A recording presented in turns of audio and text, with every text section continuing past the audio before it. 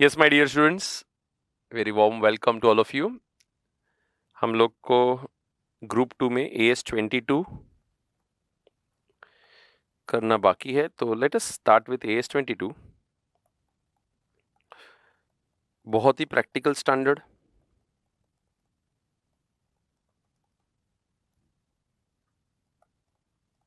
Accounting for taxes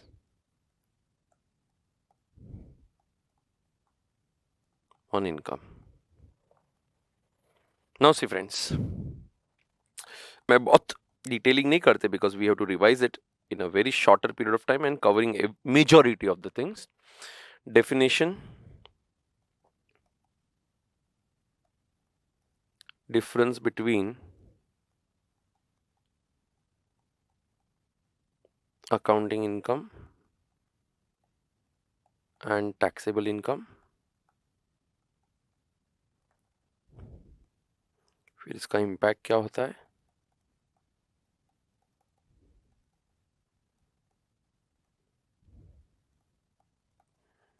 और एक special area जिसमें अपन लोग मिनिमम ऑल्टरनेट टैक्स के ऊपर एक डिस्कशन करेंगे।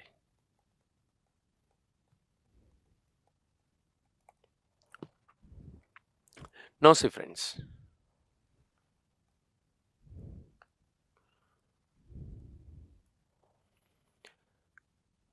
नॉर्मली हम लोग टैक्स कौन से अमाउंट पे करते हैं? नॉर्मली मतलब एवरी टाइम। तो जो हमारा प्रॉफिट रहेगा इस पर इनकम टैक्स, और जो बुक्स ऑफ अकाउंट्स बनता है वो तो अकाउंट्स के बेसिस पे अकाउंटिंग स्टैंडर्ड्स के हिसाब से बनता है। उसके कारण जो मिसमैच होता है उसको खत्म करने का, और I can say to remove those mismatches arising due to timing. आज इसके बुक्स में है, कल टैक्स के बुक्स में आएगा, जो भी रहेगा वो मिसमैच को एलिमिनेट करने के लिए ये स्टैंडर्ड का मेन पर्पस है, जिसको हम बोलते हैं मैचिंग कॉन्सेप्ट है। तो सबसे पहले मैं डेफिनेशन में लेता है व्हाट इज अकाउंटिंग इनकम। क्या होता है accounting income? Can I say accounting income is nothing but net profit और loss before tax. Net profit और loss before tax calculated as per books of accounts based on accounting standards। इसको हम बोलते हैं accounting income.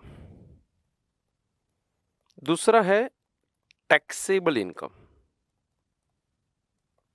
What is taxable income? Nothing but यही चीज, but net profit और loss कैसे कैलकुलेट हुआ है? तो नेट प्रॉफिट और loss before tax calculated in accordance with Income Tax Act।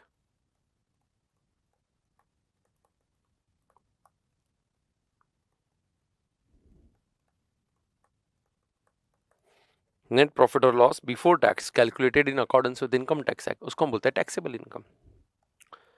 Now my dear students, तुमको किसके ऊपर टैक्स भरना है? यू आर रिक्वायर्ड टू पे tax on which income? Accounting के taxable, obviously on taxable income. तो जो टैक्स तुम लोग भरता है उसको हम बोलते हैं current tax. That is nothing but the amount of tax payable for current year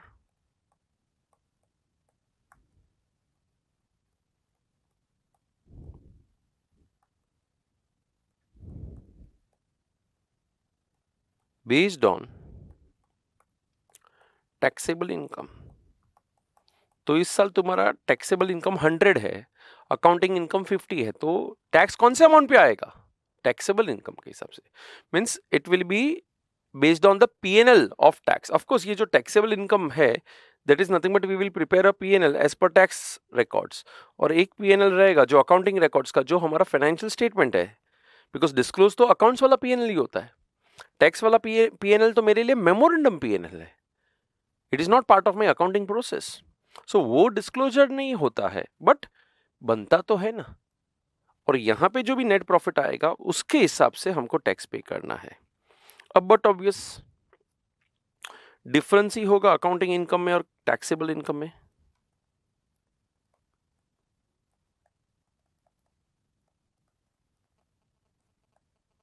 difference between accounting income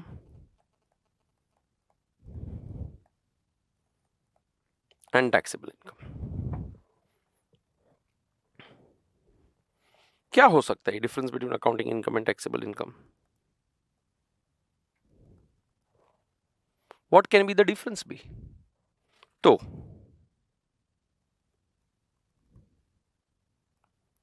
difference arising on account of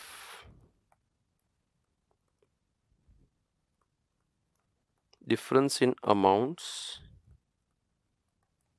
or items considered in tax vis-a-vis accounts. Difference arising on account of difference in amounts items considered in tax vis-a-vis accounts, and this difference are capable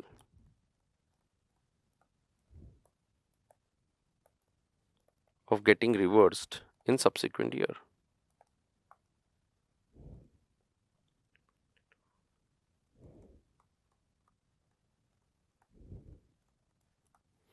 मतलब क्या?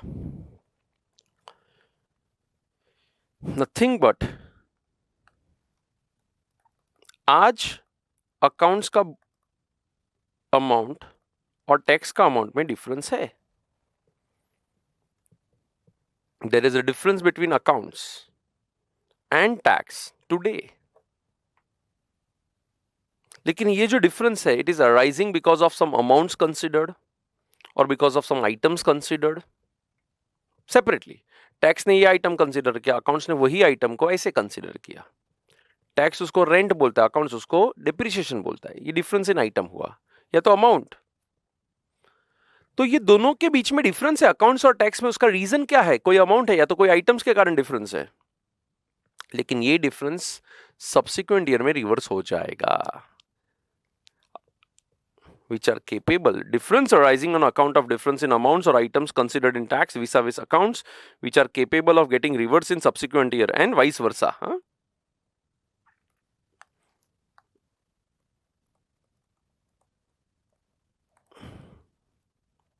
मतलब अगर tax में आज consider किया, accounts में नहीं किया, जो भी रहेगा, एनीवे यू से. ये एग्जांपल अगर मैं देगा तुमको, तो my dear, don't you think difference in depreciation? Accounts में मैंने 100 का डेप्रिसिएशन लिया, टैक्स में मैंने 20 का डेप्रिसिएशन लिया. असेट तो 100 का ही है, तो टोटल पीएनएल में 100 ही जाने वाला है. लेकिन अकाउंट्स में आज 100 चला गया, टैक्स में 5 साल में 100 जाएगा, 20 ऐसा 5 साल में जाएगा. मतलब कहने से डिफरेंस अराइज हुआ पहला साल में, लेकिन ये रिवर्स हो जाएगा इन सब्सिक्वेंट ईयर. इसको हम बोलते हैं timing difference. Timing difference are those difference between accounting income and taxable income which arise in one period and it is capable of getting reversed in subsequent period. Capable है, reverse हो सकते हैं, होना चाहिए ऐसा नहीं बोला. It is capable of being reverse.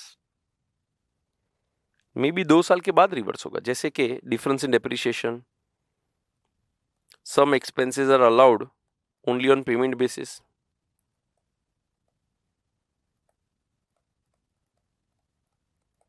जैसे कि बोनस टू एम्प्लॉयज, इंटरेस्ट. तो अकाउंट्स में तो हम इंटरेस्ट कब लिखते हैं? जैसे अक्रू हो जाता है. बट टैक्स में इंटरेस्ट कब अलाउड होता है एज एन एक्सपेंस? जब उसका पेमेंट होता है. तो ये हो सकता है कि पेमेंट हुआ है अगले साल, अक्रूवल इस साल हो गया था, तो अकाउंट्स वाले ने आज लिख लिया, टैक्स वाला उसको नेक्स्ट ईयर में लिखवाएगा. बट लिखवाएगा तो जरूर. Means it will B considered for the purpose of determining my taxable income, which means this is timing difference. Now my dear students, दूसरा difference is nothing but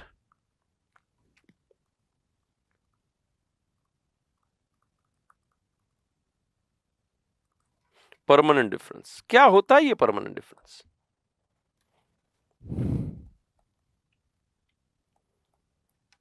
Difference arising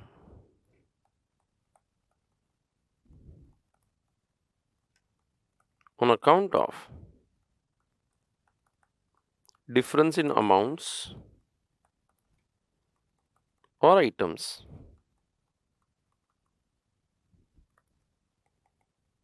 considered in tax vis-a-vis account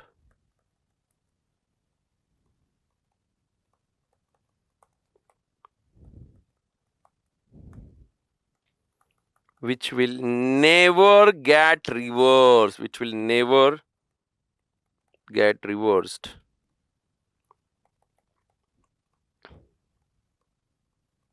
in subsequent years. इसका reversal कभी भी नहीं होएगा, जैसे कि penalty which is disallowed, और I can say disallowed expenses. समझो एग्रीकल्चर इनकम. तो what I mean to tell you here is, accounts ने इसको कंसिडर किया है, टैक्स कभी भी कंसिडर नहीं करेगा, कभी भी कंसिडर नहीं होगा. मतलब ये डिफरेंस परमानेंट डिफरेंस है. अकाउंट्स में ये चीज आया डेबिट में या तो क्रेडिट में, टैक्स में कब आएगा? कभी भी नहीं आएगा.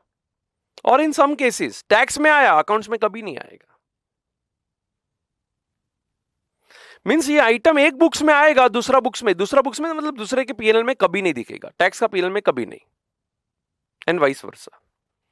याद रखना फ्रेंड्स, इसका कोई अकाउंटिंग नहीं करना है. No accounting required.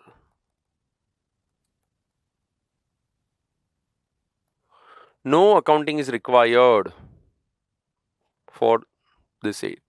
कुछ अकाउंटिंग नहीं करने का. Permanent difference are to be ignored. But timing difference का क्या करने का? Can I say deferred taxes are to be recognised.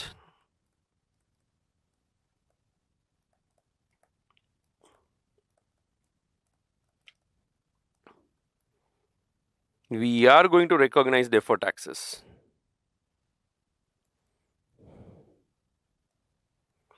Deferred taxes are to be recognized for timing differences. वो हमें हमारा बुक्स में लाना पड़ेगा. That is DTA and DTL. So let us understand ये आएंगे कैसे. So the third area, which is impact of timing difference.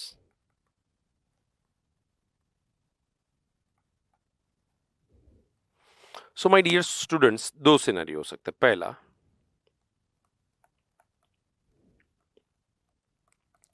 on account of timing difference,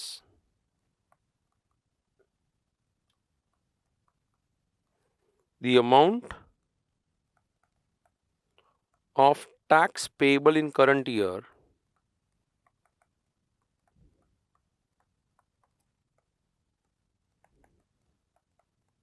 is less, but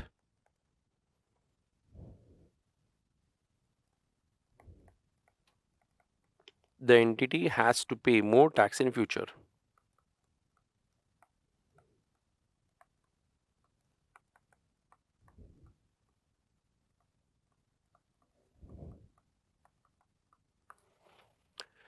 क्या इंपैक्ट है इस टाइमिंग डिफरेंस का? तो इस साल क्या हो रहा है मेरे साथ? On account of timing difference, the amount of tax payable in current year is less. इस साल कम टैक्स पे करने का, लेकिन फ्यूचर ईयर में ज्यादा टैक्स पे करना पड़ेगा. जैसे कि मैंने 100 रुपीज का एक असेट खरीदा. इस 100 रुपीज के असेट पे अकाउंट्स में मैंने डेप्रिसिएशन लगाया 10, 10, 10, 10, 10, 10, ऐसा 10 साल. टैक्स वाला बोलता है पहला ही साल में 100% डेप्रिसिएशन. अब क्या हुआ? फर्स्ट ईयर में मैंने तो 10 का डेप्रिसिएशन लगाया, उन लोगों ने 100 का डेप्रिसिएशन लगाया, टैक्स वालों ने. तो मैंने 10 का डेप्रिसिएशन लगाया, उन्होंने 100 का डेप्रिसिएशन लगाया. Don't you think my dear students, tax के पीएनएल में ज्यादा खर्चा लगा? टैक्स का पीएनएल में ज्यादा खर्चा, तो don't you think taxable income कम हो गया ना? अगर टैक्सेबल इनकम कम हो गया तो इस साल मुझे कम टैक्स पे करना पड़ेगा as compare to accounts. Accounts में तो खर्चा कम है, प्रॉफिट ज्यादा है, लेकिन I don't have to pay tax based on that profit. I have to pay tax based on the profit which is as per taxable income, as per income tax records. उन्होंने 100 का खर्चा ठोक दिया. लेकिन तुमको क्या लगता है ये बेनिफिट तुमको हमेशा के लिए मिल गया? No my dear. फिर क्या होगा इन द सब्सिक्वेंट ईयर? जब तुम सेकेंड ईयर 10 रुपीज का डेप्रिसिएशन लगाएगा, इनकम टैक्स एक्ट वाला कितना डेप्रिसिएशन लगाएगा? कुछ नहीं, बिकॉज उन लोग ने ऑलरेडी 100 दे दिया, तो वो डिसअलाउ करेंगे for purpose of calculating taxable income. उस खर्चे को टैक्स डिसअलाउ करेंगे, रिमूव करेंगे। So what will happen my dear students? Don't you think I have to pay less tax now, but more tax in subsequent period? So what should I do? Yes, very much correct. Recognize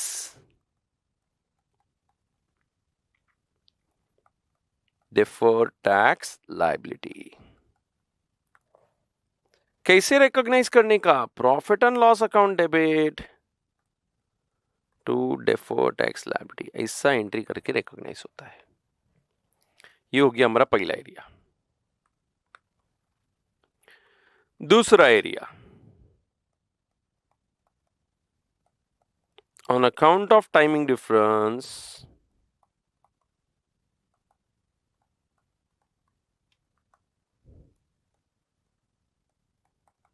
the amount of tax payable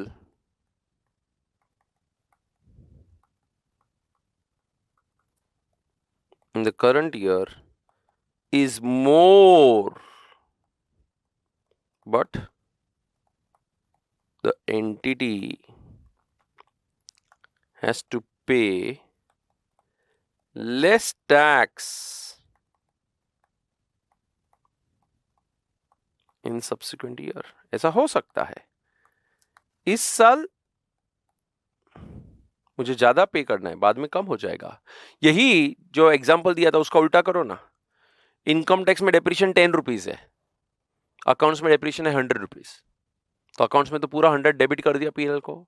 tax वाला कब debit करेगा? Sir वो 10 साल में 10 रुपया लेके जाएगा। इसका मतलब क्या हुआ माय डियर स्टूडेंट्स? मुझे पहला साल में 10 का ही खर्चा मिला, अकाउंट्स में 100 का खर्चा, लेकिन ये लोग 10 का ही खर्चा कंसिडर करेंगे, तो कंपैरिजन में कहना इससे मेरा taxable income will be more as compare to accounting income. अगर मेरा टैक्सेबल इनकम ज्यादा है तो what will happen because of this? I have to pay more tax. लेकिन फ्यूचर में क्या होगा? अकाउंट्स में हम डेप्रिसिएशन चार्ज नहीं करेंगे, लेकिन टैक्स में तो हमको 10 का अभी भी बेनिफिट मिलता ही रहेगा। So I have to pay less tax in subsequent year. इसको हम लोग क्या बोलेंगे? Recognise deferred tax asset.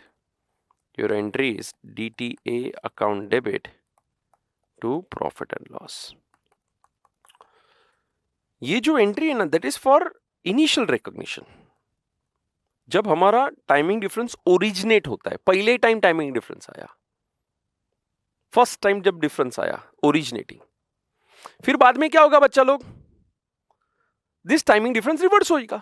जैसे तुमने 100 का डेप्रिसिएशन टैक्स में लिखा, इधर 10 का था, फिर क्या होगा? इधर वापस 10 आएगा, तो डिफरेंस कम हुआ, फिर डिफरेंस कम हुआ। द डिफरेंस का रिवर्सल होता है, उसको बोलते हैं रिवर्सिंग टाइमिंग डिफरेंस। तो वहां पे ये उल्टा चल एंट्री करने का। तो जब रिकॉग्नाइज करता है तो ये ओरिजिनेटिंग टाइमिंग डिफरेंस है, तो मेरा एंट्री क्या होगा? PNL to DTL. और फिर बाद में आने वाले सालों में ये रिवर्स होता जाएगा, तो DTL to PNL, DTL to PNL, ऐसा होके फिर खत्म हो जाता है। वैसा ही ये जो मैंने एंट्री पास किया, that is for originating timing difference, DTA to PNL. और बाद में क्या हो जाएगा? Profit and loss to DTA, profit and loss debit, DTA credit, reversing के लिए। क्लियर है? एक डेफर्ड टैक्स के लिए स्टैंडर्ड एक छोटा सा गाइडेंस देता है, recognition of deferred taxes.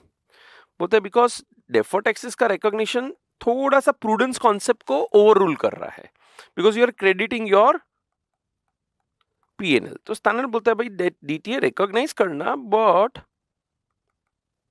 In relation to carry forward losses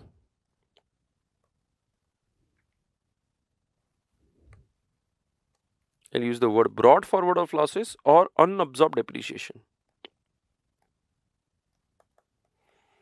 If you are having some losses जिसका टैक्स क्रेडिट हमको फ्यूचर में मिलता है, ब्रॉड फॉरवर्ड हो जाएगा।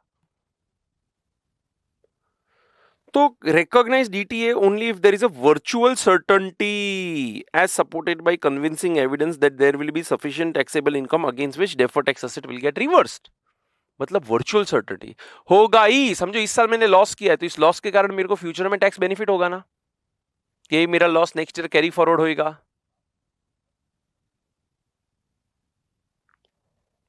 तो अगर नेक्स्ट ईयर वो कैरी फॉरवर्ड होगा तो डोंट यू थिंक मेरा फ्यूचर का टैक्स कम होने वाला है, तो आज डीटीए है। So in relation to, I'll just use the word carry forward of losses. Next year it will be referred as brought forward and unabsorbed depreciation. फिर दूसरा, in relation to others,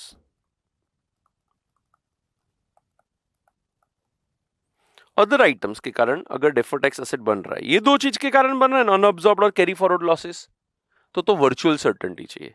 but in relation to others, तो मुझे कौन सा certainty चाहिए? Reasonable certainty के future में income होगा। यहाँ पे मेरे को चाहिए वर्चुअल सर्टेनिटी, यहाँ पे रीजनेबल, हाँ भाई होगा। क्लियर? ये हो गया मेरा इंपैक्ट ऑफ टाइमिंग डिफरेंस का डिस्कशन।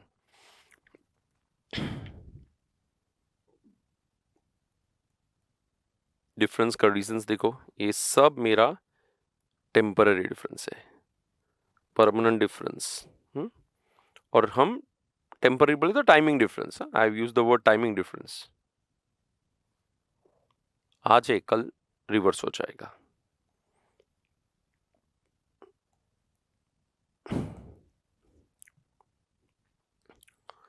हाँ, और डेफर्ड टैक्स क्या होता है? Nothing but tax effect of timing difference. ठीक है, ये तुम्हारा था क्लास वर्क, तो तुमने कर दिया था। मेरे ख्याल से मैथ को मैं अलग से करवा देता, रुको।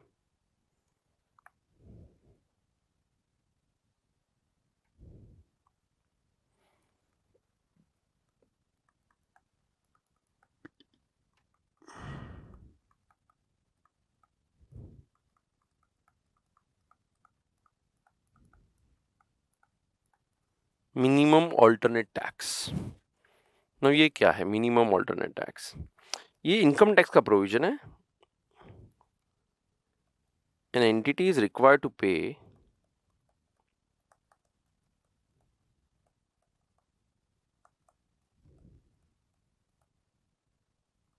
current tax based on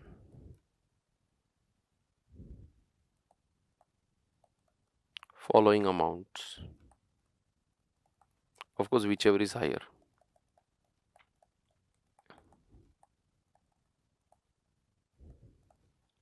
पहला,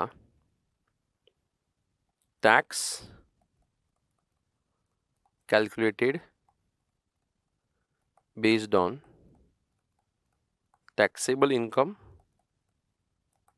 and normal tax rates.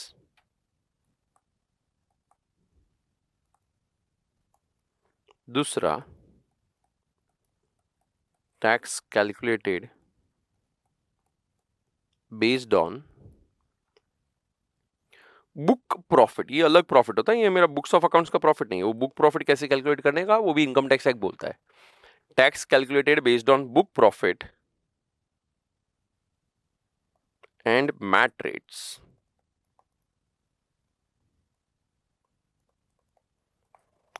Mat का जो भी रेट्स रहेगा, समझो मेरा टैक्स आता है 120 और इधर आया 90, तो कौन सा टैक्स पे करना पड़ेगा अपने को? दोनों नहीं आता और है? नहीं, ऐसा मत बोलो। दोनों में से whichever is higher, whichever is higher. An entity is required to pay current tax based on following amounts, whichever is higher, either this or this, whichever is higher. तो 120 पे करना पड़ेगा, बट ऑब्वियस। बट समझो यहाँ पे मेरा tax आया 100 और यहाँ पे टैक्स आया 130, तो I have to pay tax based on MAT rates. I have to pay tax based on MAT rates. 130 पे करना पड़ेगा। ठीक है, ये हो गया पहला, इसको बोलते हैं minimum alternate tax. Now second, if an entity pays tax based on MAT rates, then it is eligible for MAT credit. अगर तुम मैट रेट्स के हिसाब से टैक्स पे करेगा जिस साल में, तो तुमको मैट क्रेडिट मिलेगा, which is excess of MAT over normal tax. जैसे कि देखो 120 और 90 तो उसमें कोई मैट क्रेडिट नहीं है, नो मैट क्रेडिट। बट 100 और 130 तो कहने से मैट का tax is more than normal tax, जो नॉर्मली लगना चाहिए था उसकी जगह पर मैट टैक्स इज मोर, तो मुझे 30 का मैट क्रेडिट मिलेगा जिसको मैं आने वाले सालों में यूटिलाइज कर सकते हैं। अभी क्वेश्चन आता है कि सर ये जो डेफर्ड टैक्सेस है वो कौन से रेट से बनानेंगे? Deferred taxes on timing difference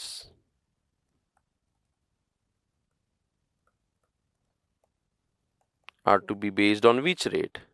mat rates के नॉर्मल रेट, तो obviously based on normal rates. MAT rates use ही नहीं करने का, हमेशा normal rates.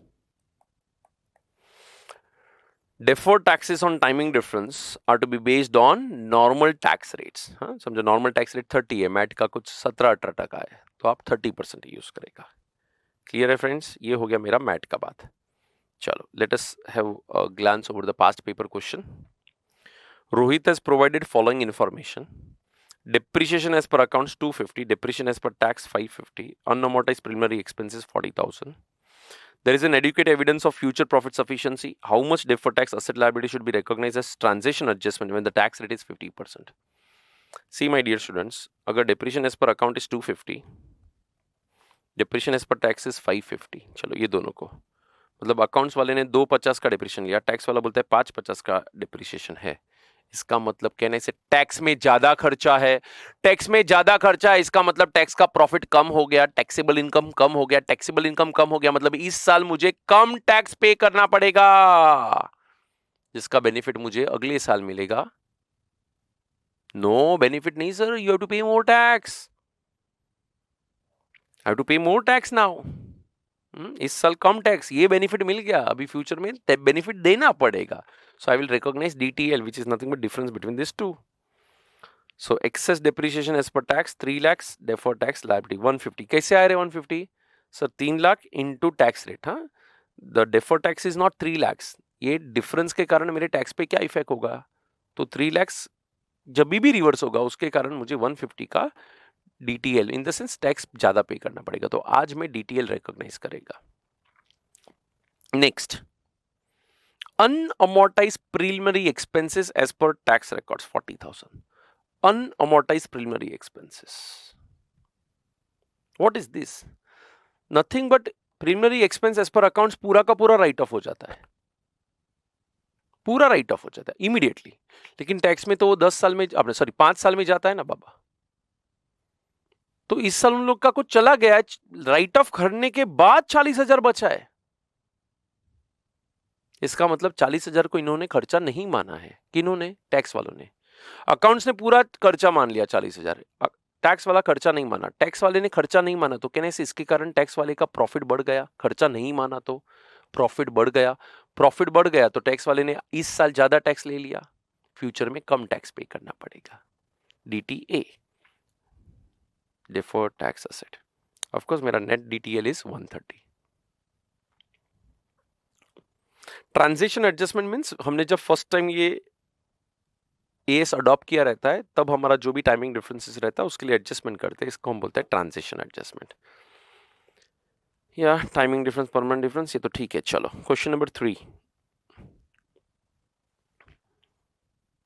book profit as per MAT, book profit as per income tax, tax rate, MAT rate, accounting profit. You are required to calculate DTA, DTL as per AS 22 and amount of tax to be debited to P&L on account for the year। देखो सबसे पहला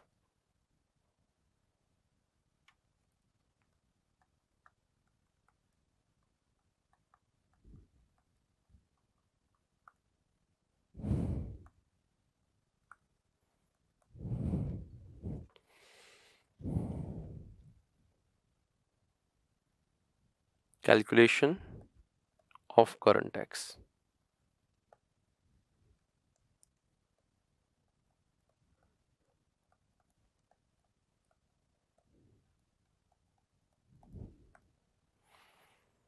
Profit as per income tax 95,000,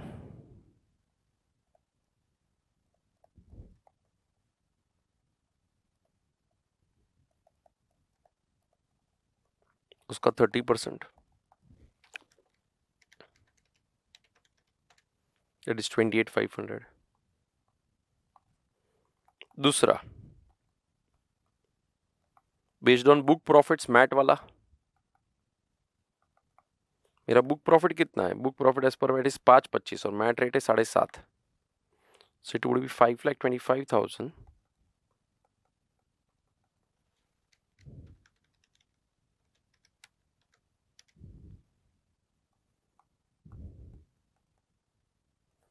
मुझे बोलो कितना tax pay करना पड़ेगा? What is the amount of tax payable?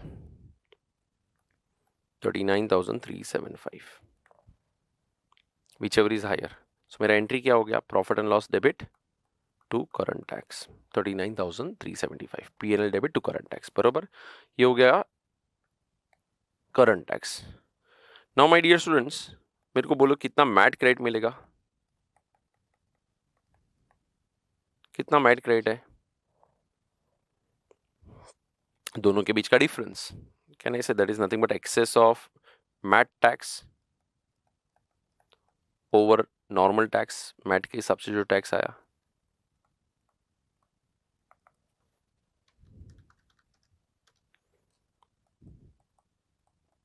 $10,875। क्या general entry होता है? मैट क्रेडिट मिला, nothing but MAT credit receivable to profit और loss. Third, calculation of deferred tax. Deferred tax के लिए मुझे क्या करने का? मेरा accounting income, books of accounts के हिसाब से क्या चल रहा है। सो मेरा अकाउंटिंग इनकम कितना है? अकाउंटिंग है 9 lakh. What is my taxable income? Tax के हिसाब से कितना आया? 95,000। तो कितना टाइमिंग डिफरेंस आया?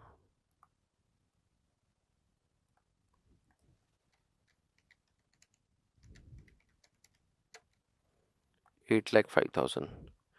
ये टाइमिंग डिफरेंस के कारण क्या करेगा सर? अकाउंट्स में ज्यादा इनकम है, टैक्स में कम है, तो टैक्स के हिसाब से कम टैक्स पे करना पड़ेगा। टैक्सेबल इनकम को ही देखो, इस साल कम tax, it means I have to pay more tax in the future. So DTL बनेगा कितने का?